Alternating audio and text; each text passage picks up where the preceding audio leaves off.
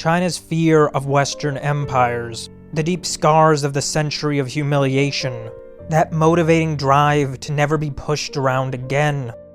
For the past century, these feelings and fears have been fundamental to the Chinese psyche and the decisions they have made. By the 21st century, it looked as though these fears should be from a bygone age, that the empires were gone, the opium trade over, and that they had nothing left to be worried about. Surely, with such an ascendant China, these fears must be little more than paranoia. Yet to the Chinese, they were deep, and they were immediate. Why would they be so convinced that these entities remained a present danger? Why did they behave as if they were still in conflict with the British Empire and the opium merchants? Well, perhaps because they saw something that was real. Just off the coast, there was another entity, an offshore haven for wealth, finance, and power, a key node in a vast web of bankers, businessmen, crime, and intelligence. One nominally a part of the People's Republic of China, yet understood to be something different.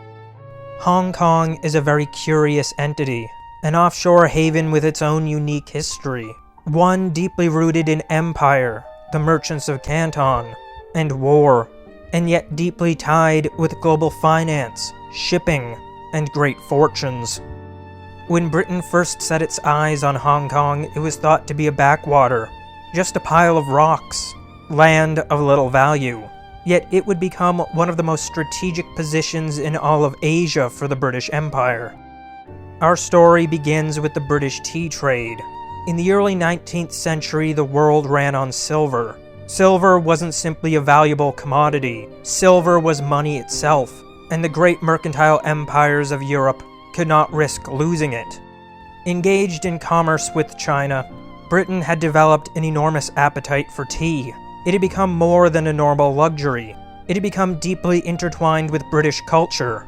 It was something that everyone drank, from palaces to penury, and for the British state, that meant taxes. As the tea trade with China had grown so enormous, the taxes that Britain was pulling in off of it had ballooned. It had reached such a point where the government required the tea taxes in order to fund themselves. Yet, there was a problem. For in order to acquire tea from the Chinese, Britain found its silver to be constantly flowing out. There simply weren't enough British goods that the Chinese would accept in exchange for the quantity of tea that Britain was taking in.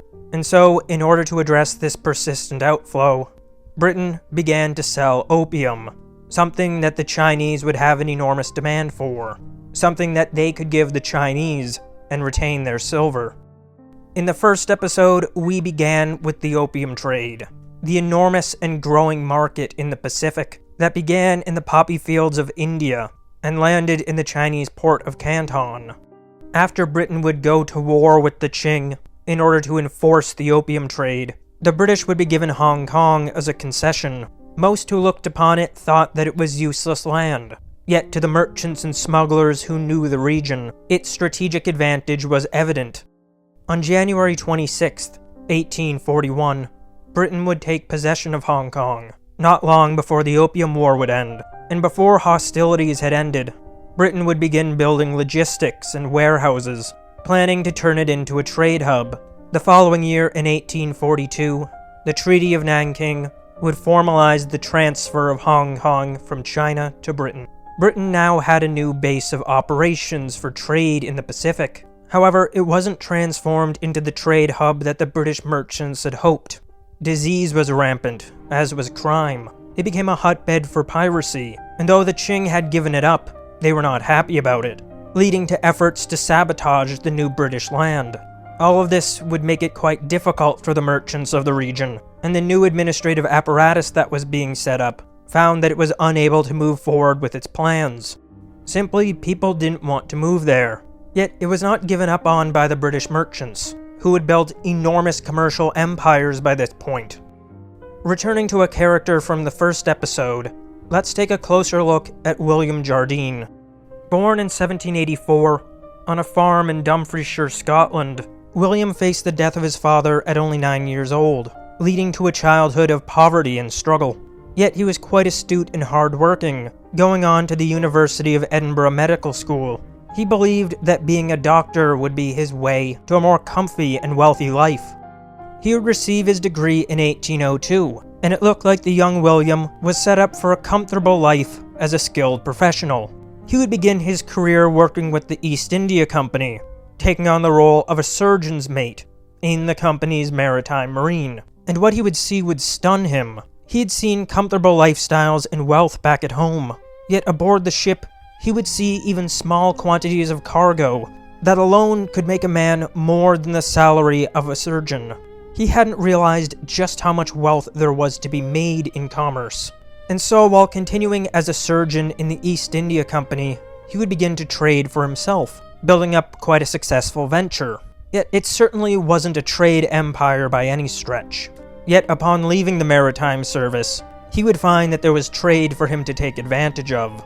At the time, the East India Company had adopted a policy of not directly trading opium with Canton. It would instead pass the cargo on to contracted merchants, and these private merchant operations would be the ones to actually do the end trade. Working with fellow doctor Thomas Wheating, whom he had met while with the company, he would enter into this line of business. Working with Indian opium farmers and traders, his Chinese venture would do quite well, building him quite a strong reputation in Canton, acting as agent for the East India Company. Over the following years, he would work with other merchants, with his venture taking on different iterations, including joining the prestigious Magniac & Company. However, in 1832, he would form the enterprise that would build a truly towering legacy. William Jardine and James Matheson would become the senior partners of Jardine, Matheson & Company. Matheson had begun as a trader in India, and by the time he had joined with Jardine, already established himself as quite skilled. The two were quite successful, and it appeared as though they had a strong business future ahead of them, growing as a player in the Chinese opium market.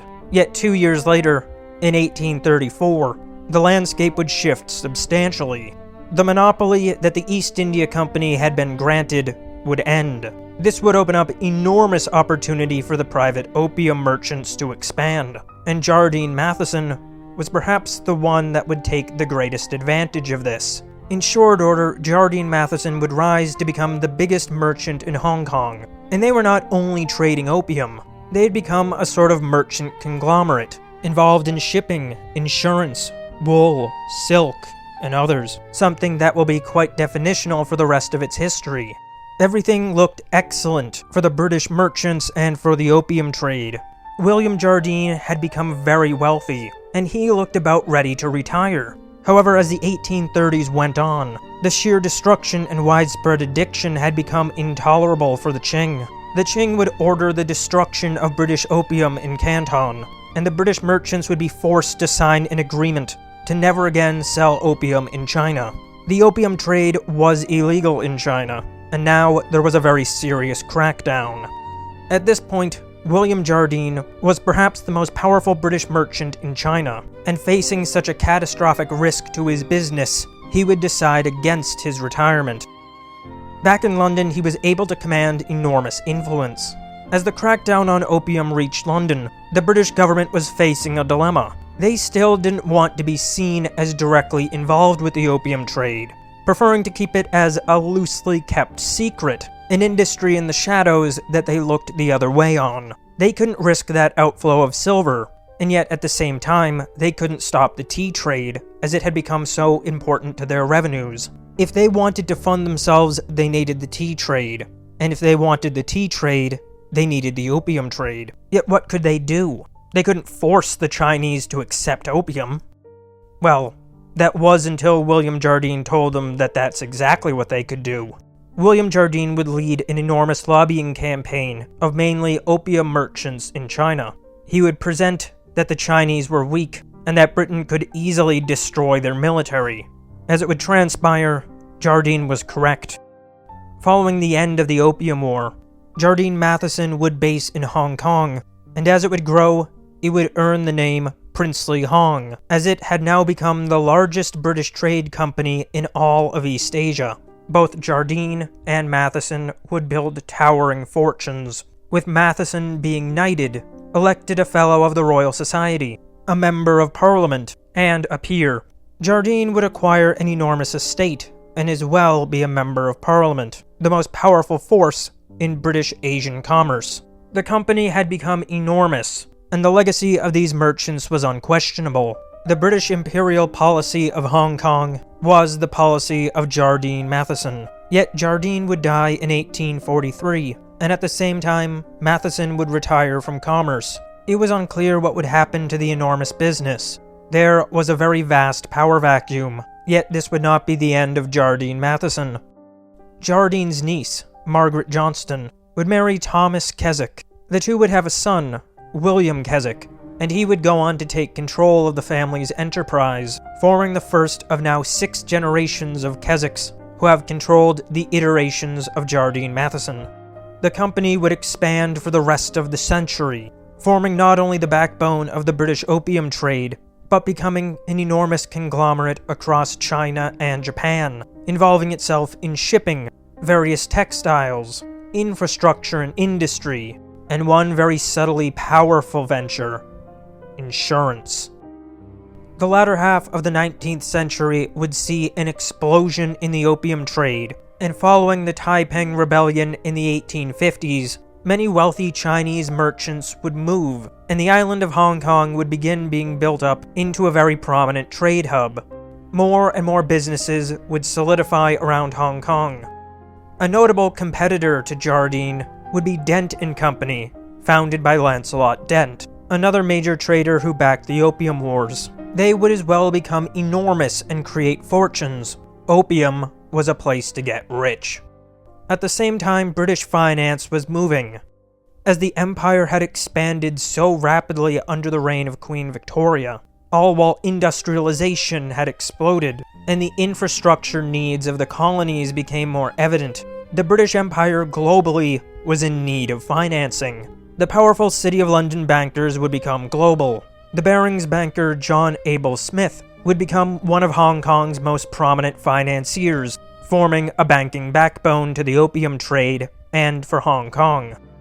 Hong Kong was no longer just a port for smugglers. Chinese and British families alike were building vast fortunes, with shipping, insurance, and banking rising to be not only auxiliaries, but empires of their own. In March of 1865, British businessman Thomas Sutherland would form HSBC, the Hong Kong and Shanghai Banking Corporation, primarily financing Hong Kong and Chinese trade, with a branch in Japan as well. They would provide traditional banking services to the merchants in the area, though quite quickly expand into currency exchange needs, ultimately discovering that there was quite a lot of money to be made in currency arbitrage. Beginning in the 1870s, they would even expand into the United States to provide banking to the Chinese who were immigrating there. The bank would expand across Asia, becoming a major lender for colonial development, as well as industrialization projects. The sheer amount of wealth to be made in Eastern Asia was enormous. Britain had forced China to open for trade.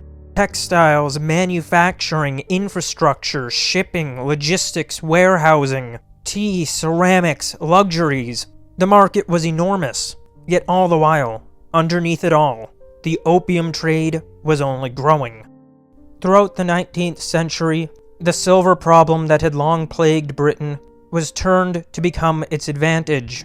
There have been empires with vast material wealth. One only need look at the Spanish.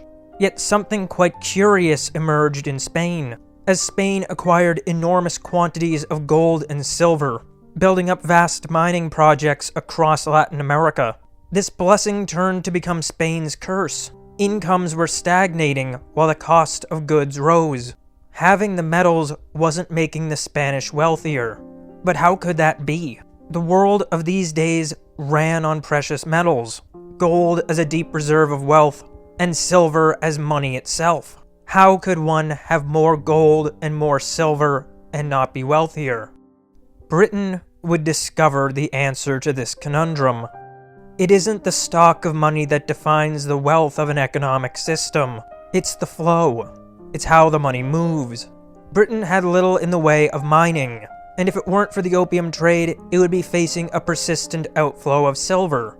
It appeared as though Britain had no means to compete with empires like Spain, and yet Spain was falling, and Britain was rising. The financiers of Britain had decided that they did not wish to be the ones who held silver. They wished to be the ones who controlled silver. If they could control the flow of silver, the settlement of contracts denominated in silver, and if they could control the pricing, then they would be the masters of silver, particularly making use of the futures markets that began to emerge.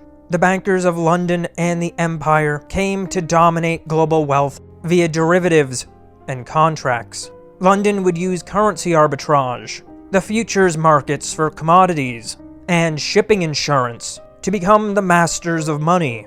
For if one can control who gets what and at what price, all while accruing to himself a little cut, then he becomes the most powerful player in that economic system. With the financial engine of the Bank of England, the banks of the British Empire built their defining financial system. The system of arbitrage, the control of settlement, the use of leverage to manipulate commodity futures, and dominance over shipping and insurance. By the latter 19th century, Britain no longer had a silver problem. They had come to not even need silver. What they needed was the banking network. And as Hong Kong would become a major node in that global banking system, it would acquire not only fortunes, but vast power. Enormous fortunes would be minted during these years. The Ho Tung family would become one of the wealthiest in Hong Kong. Born in 1862, Robert Ho Tung had acted as Chinese agent for Jardine. His father was Dutch Jew Charles Bozeman, while his mother was Chinese, Tsi Tai. This family's descendants include Stanley Ho, a Hong Kong and Macau casino magnate, Pansy Ho, the director of Shun Tak Holdings, Lawrence Ho, the CEO of Melco International, George Ho, the chairman of Commercial Radio, and many others across business, journalism, politics, and the Hong Kong, British, and Canadian upper class. Hong Kong was the middleman, the agent between the British and Asia, and this made it perfect for industries like shipping, insurance, logistics, and finance. Yet the 20th century would begin to give it some real challenges. As the Second Sino-Japanese War broke out, Governor Geoffrey Northcote would declare Hong Kong to be neutral, hoping to avoid the conflict. All the same, they would evacuate British women and children in 1940. And on December 8th of 1941, Japan would attack Hong Kong, coinciding with the attack on Pearl Harbor. The Second World War had come to Hong Kong.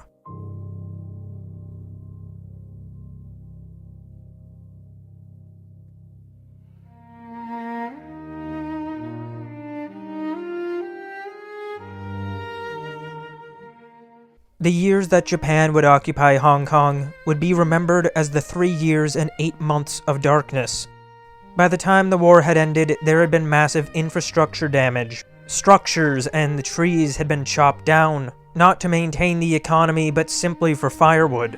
Hunger became rampant, and the population had dropped from around 1.6 million to 600,000. Yet as Britain would resume its presence in Hong Kong, it would set out to continue as it had. By this point, Hong Kong was a very important trade port. It had deep water ports. It had free trade policies and free ports, making it less expensive to operate out of. It had British commercial laws and contract enforcement, legal systems that were very appealing to Chinese merchants, and integrated throughout it was a robust financial system.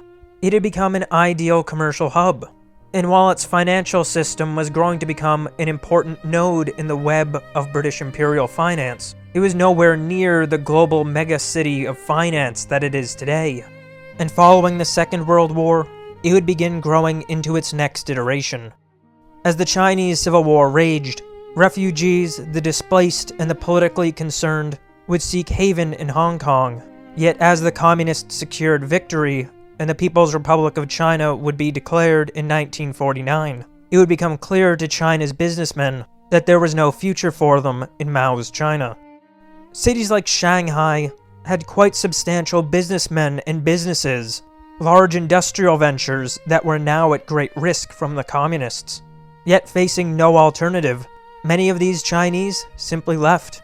They would move not only themselves to Hong Kong, but they would move physical capital, their businesses, and their workers over with them. This would be a substantial boost to the industry of Hong Kong, and it looked as though this could be a great boon. Yet many were concerned just what would happen in the People's Republic, and if it would disrupt their business. The 1950s would give a decisive answer, but it wouldn't come from the Chinese. As the Chinese volunteer army would fight with UN forces in Korea, the United States would impose a sweeping embargo on the People's Republic, and be quite successful at enforcing it. The problem was immediate. For all of its industry, for all of its wealth, Hong Kong was a middleman. It may have been a large and powerful middleman, but it was a middleman. It existed because there was industry and commerce in China. If Chinese trade had now ended, what was the point of Hong Kong? Much of the Hong Kongese economy would come to a stop. Factories would simply close down. The massive ships in the harbor would disappear to a small trickle. There was nothing to be made, nothing to be traded, nothing to be financed. And on top of all of that, Mao Zedong would end the opium trade in China. After many attempts, Mao would actually implement an opium ban. During the Civil War, opium had become an important element of Kuomintang financing. This is something that would be seen throughout the 20th century, particularly with intelligence agencies, as well as insurgent forces. Drugs are just about the perfect way to fund a war. Say you need to transfer wealth quickly, you need it to be mobile and dense, and you want it to have no paper trail, yet be quite guaranteed of being able to be converted to liquid wealth. Well, perhaps you could load an entire cargo ship filled with metals. Perhaps you would ultimately find sufficient buyers, yet it's quite likely that you wouldn't be able to get that transaction done in sufficient quantity without leaving some record. You could instead fill a truck with opium. Even by the time of the Civil War, the opium market and opium usage in China was still enormous. Addiction was commonplace, and the devastation was immense. Yet worse than in the past, the Kuomintang and co-opted warlord leaders were funding themselves in part with opium. It was coming from the inside. This endeavor would receive the backing of American and British intelligence and institutions. And just off the coast was an island of towering wealth that had built itself up from this very thing. That was the middleman for this market, that had a vast, globally integrated financial system. A system perfectly designed for this one market. Hong Kong existed perfectly for a particular economy in a particular time. Yet now there was an embargo on China, and the opium trade had been stopped. What was the point of Hong Kong? Well, Hong Kong wasn't about to give up. They looked around and realized that they still had quite favorable policies, strong commercial and contract law that made them quite appealing for business. They were still heavily integrated with vast shipping networks, with shipping insurance and businesses. They had large amounts of physical capital, and along with it, a sizable labor pool. And on top of all of that, they had a robust banking system. What if instead of basing themselves on trade with China, they become their own manufacturing hub and trade with the world? They would begin focusing more heavily on their own manufacturing, not simply for Chinese trade networks, but for global commerce. It would mostly be lower quality goods, cheap consumer goods, plastic, and textiles. And yet one surprisingly simple product would rise above the rest. In 1950, Li Ka-shing would found a plastic manufacturing plant in Hong Kong. He had left school at 15 years old, following his father's death from tuberculosis. In his youth, he would work very long days, all just trying to get enough to support his family. And yet, when that was managed, he would save. He had been working in the plastics trade, and had come to understand the business. He had made a quite simple observation. He noticed the decorative plastic flowers that were being made in Europe, and thought simply, I can do it cheaper.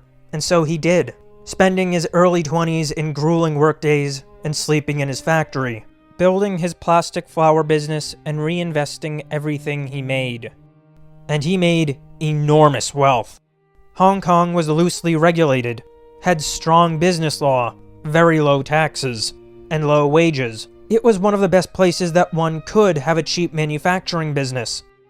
Around the same time, the Hong Kong government had been forced to get into the development of public housing. Nearly all land in Hong Kong was owned by the government, with a real estate system based on long-term leases, ranging from around 50 to 100 years. And as Hong Kong entered the 1960s, its real estate sector would boom. Lee would become an enormous property investor, forming Shong Kong Holdings and listing it on the Hong Kong Stock Exchange. There was a boom happening across Hong Kong. Property prices were rising, as nearly everyone involved was incentivized to push property prices up. The government, as they leased land to the highest bidder. The banks, whose loans were collateralized by property. And the increasingly growing property developers, like Li Ka-shing. The stock market was exploding. A flood of property listings made their way to the Hong Kong Exchange, and in line with much of what we have seen of Hong Kong, their regulations were very minimal. There were many fraudulent or near-fraudulent listings, with very little financial information, and frequently wild exaggerations of actual enterprises. Yet new fortunes were being made rapidly, and particularly by the property families. Li Ka-shing's family would be, and still are, among the wealthiest in Hong Kong. Another quite similar family at the same time is the Kwok family. Kwok Tak-sing would become one of Hong Kong's largest property developers, with his firm, Sun Hung Kai Properties, ultimately becoming the largest in Hong Kong, with his sons Walter, Thomas, and Raymond all becoming substantial businessmen. These years were not without crisis, however. The Cultural Revolution in China would make its way over to Hong Kong, with episodes of substantial violence and destruction from leftist radicals inspired by the Red Guard of Maoist China. In 1973 and 1974 would see that absolutely wild, barely regulated stock market down over 90%. Though the market would begin a recovery into the late 1970s, it was clear that there were some real risks in Hong Kong, and there were many who were quite concerned. Yet the death of Mao would change everything. Beginning in 1978, the leadership of Deng Xiaoping would mean a completely new relationship with China. As Deng Xiaoping began his period of opening up and began to establish special economic zones, this created an entirely new opportunity for Hong Kong business and finance. Chinese labor was really cheap, and China was quite willing to become the world's factory. Over the following decades, Hong Kong business would begin to move physical capital and labor to China. Prior to the death of Mao, Hong Kong had begun to act as a go-between for the West and China, and this had created the perfect infrastructure for Hong Kong to act as the services sector to the Chinese manufacturing. While an enormous amount of manufacturing was being moved to China, capital, logistics, insurance, and finance would remain in Hong Kong. This would explode the financial sector of Hong Kong to an entirely new level, allowing it to become the West's banking hub for Chinese commerce. As the Chinese economy was growing, so too was Hong Kong finance. It was a parabolic explosion of wealth, and it deeply entrenched Hong Kong as vital to the global economy. No longer was it a key and important hub for British commercial networks. It was now a vital piece of the global capital infrastructure. Everyone needed them. However, as the 1980s began, Britain realized that it needed to figure out its future with respect to China. It needed to negotiate the future of Hong Kong. In September of 1982, Prime Minister Margaret Thatcher would meet with Deng Xiaoping.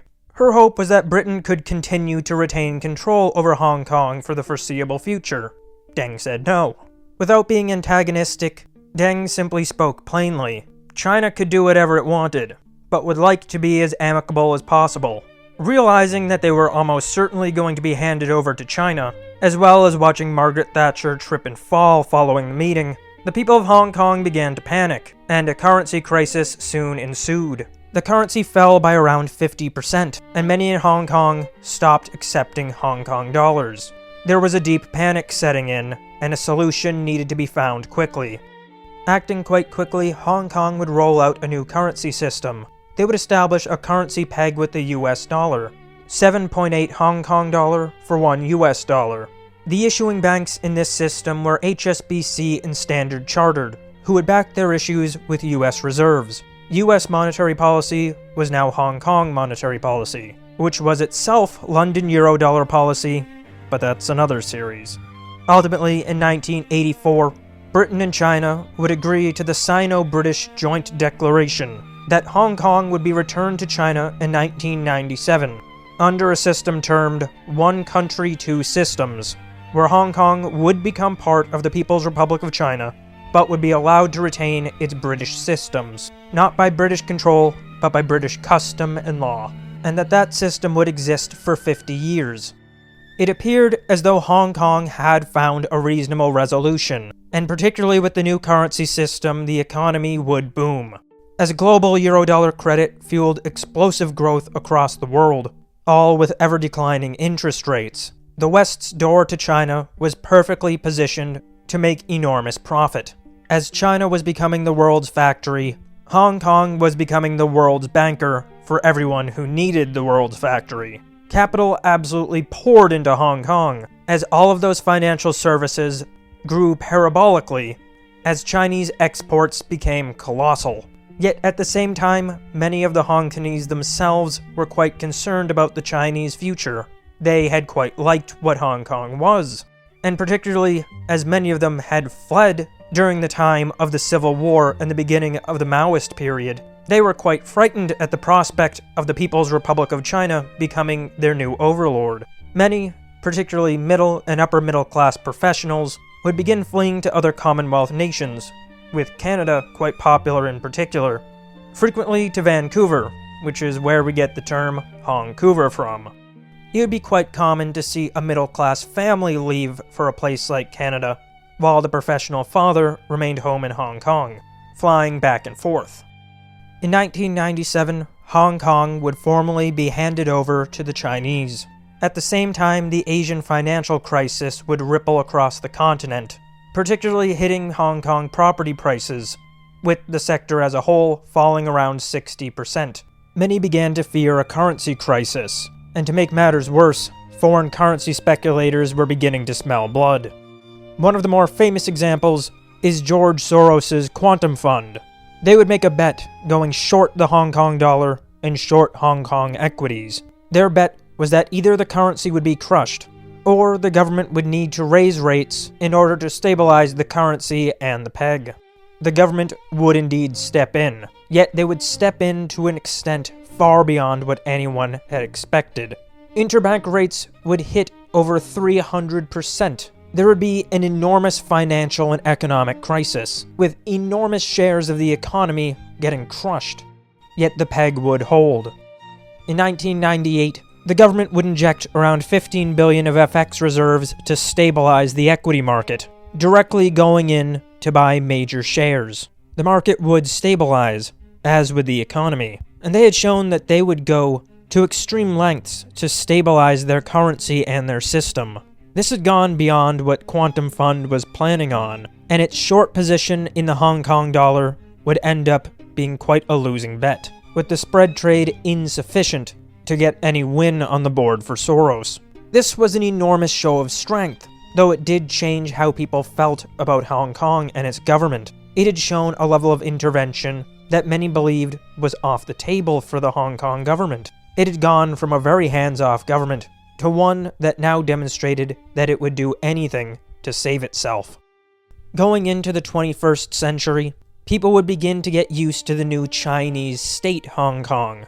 Though it was now a part of the People's Republic, it did retain a quite different system. It was acting as a window for the rest of the world into China, continuing to act as middleman, and now holding an enormous amount of China's financial services industry. Yet in 2003, it would face a devastating SARS outbreak. The social impact was disastrous, with economic and social ramifications resulting in extreme pessimism and depression. The conditions were perfect for people to snap. Under the new Chinese One Country, Two Systems policy, Hong Kong had become subject to the Basic Law, a system which defined the parameters that Hong Kong could operate under, while allowing it to retain its unique system and a degree of autonomy. However, at this time, The government was attempting to pass Article 23, new laws governing national security matters, like espionage, treason, and sedition. Many thought it was overreach, and the city would erupt into enormous protests. Ultimately, the law would not pass at this point, though a version of it would in 2024. However, Hong Kong was in a quite difficult spot. Hong Kong was a global financial city, and one that was filled with British financial institutions. British financial institutions that the British state liked to use. Hong Kong was extremely useful for China. It was a way for global capital and deal-making to get into China, while the mainland could continue to insulate itself from those entities that it was concerned about, and from the fear of destabilization. But it wasn't perfectly insulated. This was a conduit in, a way around China's immune system, and China had reason to believe that the financial and corporate entities that were now making their way closer into the Chinese state, the ones particularly centered around Guangzhou and Shanghai, had foreign conduits via Hong Kong.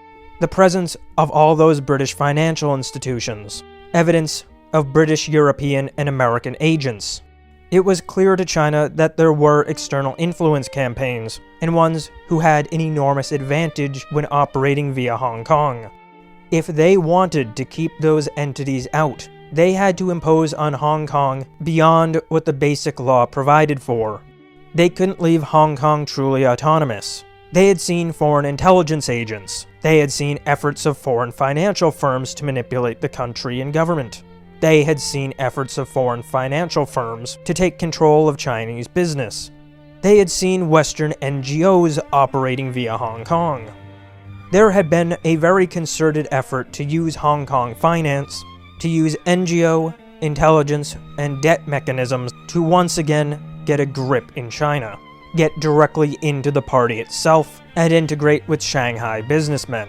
There was a pivot to China that was underway, and many in Anglo-American finance believed that they now had their in, that they could buy Chinese politicians, that they could influence Chinese culture and media, that they could infiltrate China, that they could use debt to get control, and increasingly, that they could build tech and intelligence systems in China.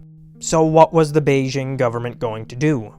It couldn't get rid of Hong Kong as its own distinct entity. It needed that capital, but it also couldn't allow this to continue. This was China's greatest fear, and so these years saw a very delicate tension, for much of the population of Hong Kong liked the British system, and they were only barely just accepting the Chinese government nominally. These were two very different places trying to become one country, and two different systems with diametrically opposed interests, all while Western finance and intelligence were continuing to make their moves. All the same, social and economic crisis in Hong Kong had reached a level that Beijing could not ignore. They had to think of a solution that could reasonably work for everybody, and they came up with one: tourism. In order to restart the Hong Kong local economy, they would create the individual visit scheme. Up until then, travel from the mainland to Hong Kong had been very tightly regulated. If you lived in China, you could not just go to Hong Kong. Yet, beginning with selective cities, Chinese residents were now being allowed to travel to Hong Kong. This created an enormous retail boom, turning Hong Kong into a luxury city for mainland tourists. The property sector would again explode, and Hong Kong would see its small shops and businesses transformed into luxury brands, hotels, and expensive restaurants. Along with this property boom, the four major real estate tycoon families accumulated an incredible burst of wealth. By this point, the main four families of Hong Kong property were the Li, the Hui, the Ho, and the Lo families, with other major families in the Hong Kong elite, including the Kwok, the Kadoorie, the Swire, the Keswick, and the Ng families, amongst others. It was a really interesting ruling class. It included old British opium and banking families. It included Chinese manufacturers and merchants. It included these new property tycoons, and it even included banking families from other parts of Europe and the British Empire. Moving into the 2010s, Hong Kong had established itself as some mid-ground between China and the West, a place that was really difficult to define. One business that would explode during these years would be the IPOs of Chinese businesses. China wanted to retain capital controls in the mainland, but also accumulate foreign capital. How could it get foreign investment, but not have its industry be owned by foreigners? It would do this via a dual share structure, with one share class IPOing in Hong Kong and open for international investment, while Chinese enterprise was truly owned and maintained in the mainland. Capital would again explode, and wealth would pour into Hong Kong. Hong Kong, to great extent, was China's financial district, but one kept at arm's length. Still, China didn't quite know how to quarantine itself from it, and the outside threats it feared were very real.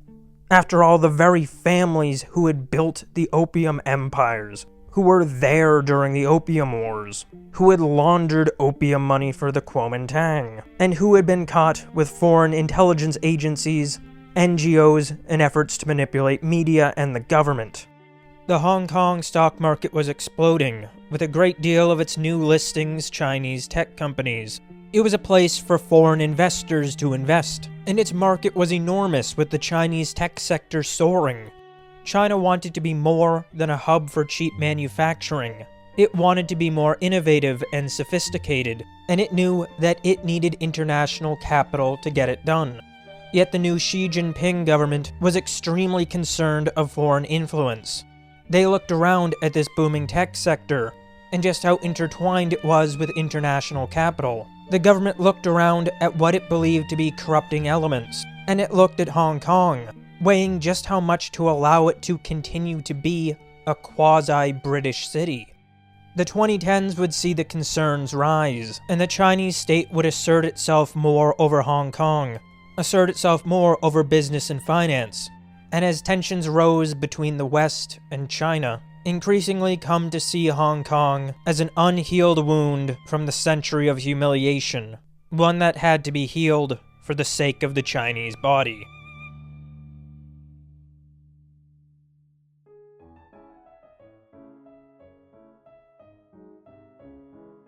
Just why the Chinese are so concerned about Western influence, Western finance, Western NGOs, media, and intelligence can be quite difficult to understand, particularly with the simple narratives that so many hold. Generally, most in the West have a story of China where it is a brutal communist state, one that is paranoid about the West unduly, owing to the deranging effects of its authoritarian tendencies, while others in the West, who are quite distrustful of media, begin to adopt new notions, like no, the Chinese are the good guys, while the West is the villain. Yet when dealing on the order of great powers, it's quite difficult to build any model that's based on simple heroes and villains. Maybe some of what we say about them is true, and what they say about us is as well, while at the same time, we both make up stories, when really what the Chinese are is a people. And particularly when we are dealing with something as heavy as the legacy of the Opium Wars, it's worth thinking of more than these simple narratives, more than the geopolitics of today. It's worth thinking about what that memory means for a people. Consider first Chinese influence in the West. Is it reasonable to allow the Chinese to own farmland, to own land near military bases, or to be the owners or operators of Western social media? Should it be allowed to have control over Western infrastructure? And what do we do with the cases of Chinese espionage? Surely it would be unreasonable for Western nations to allow this. Yet it's understood that the Chinese are going to, and the reason they're going to is because they have to.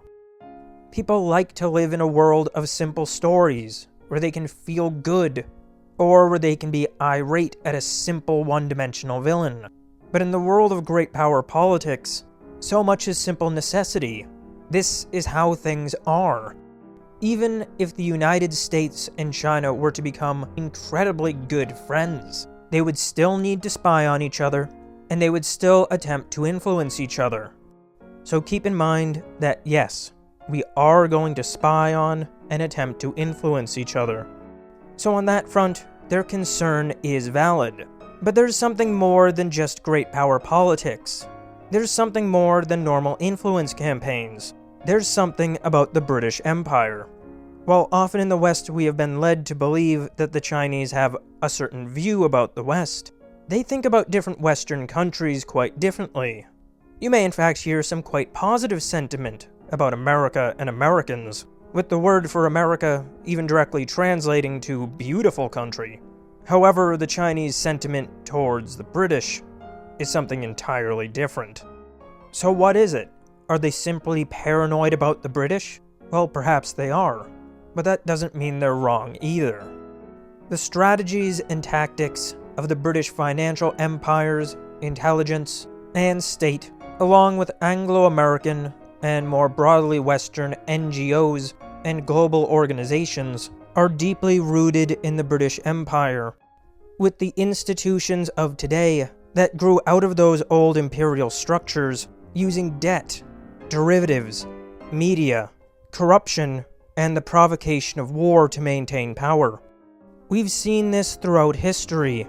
The British Empire forcing colonies and nations to become producers of particular commodities, then using the London financial engine to manipulate the pricing of said commodities, and using that financial power to further strengthen their grip over the territory that they are rolling into their empire. We have seen the use of wars, we have seen the use of espionage, and we have seen the use of media, with so much of modern propaganda pioneered by the media men of Fleet Street.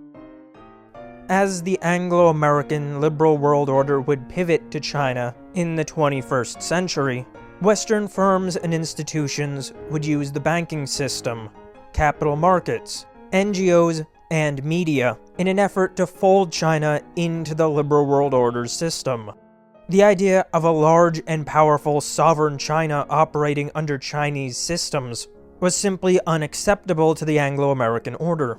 If one looks back on these years, the talk is constant. How do we make China like us? China is going to become like us. What if we integrate our finance? What if we integrate our media? After we have seen centuries of the British financial system operating in this way, as we see it operating in this way now, it's really not a surprise that we would see this endeavor on the financial front, as more and more has become revealed as to what Western NGOs and institutions like USAID or the National Endowment for Democracy do. It's not really surprising that that was another tool in the toolkit when it came to influencing China and rolling it into the Western system. So let's take a look at the claims made by the Chinese. In the 1990s, the currency attacks from financiers like George Soros and Quantum Fund would raise great concern in China. They became quite concerned that Western finance had the power to manipulate currency, and so this would influence the Chinese going forward when it came to their currency policy. In the early 2000s, the Chinese would begin to claim that Western NGO soft power was being used to change Chinese politics and culture. They would particularly point to institutions like the Ford Foundation and the Rockefeller Foundation, claiming that they were involving themselves in Chinese education, including universities in Shanghai. They would claim that there was a system of ideological infiltration, and more than that these NGOs were attempting to instigate a color revolution. This concern would be amplified by the British institutions in Hong Kong, where the Chinese would claim that agencies like the CIA and MI6 were housing agents for espionage and manipulation purposes. They would cite false joint ventures, fronts for Anglo-American intelligence. One firm that would particularly cause alarm in this regard would be HSBC.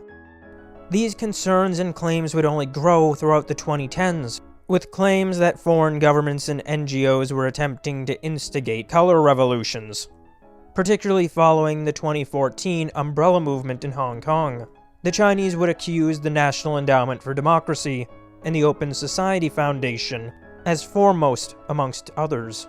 When protests would arise in Hong Kong once again, accusations would this time include Amnesty International, and claims that Western finance were funding apps and social media designed to sway Hong Kongese opinion. And why would that be? Well, the whole reason that these protests had happened in the first place were because the Chinese wanted to change extradition policy. The Chinese were concerned that there were foreign agents in those British banks, and they wanted to be able to get them out. Then Hong Kong erupts into protests, and the Chinese come to believe that these were to great extent manufactured by foreign institutions and money, who wanted to ensure that their agents would not be removed. For decades, the concern has been Western NGOs, intelligence agencies, and financial firms, the link between Hong Kong and Shanghai. There are regular claims of money laundering running through British banks in Hong Kong. In fact, only last year, HSBC was found to have not followed anti-money laundering policies, facilitating $881 million in cartel money. There are enormous transactions that run through British banks.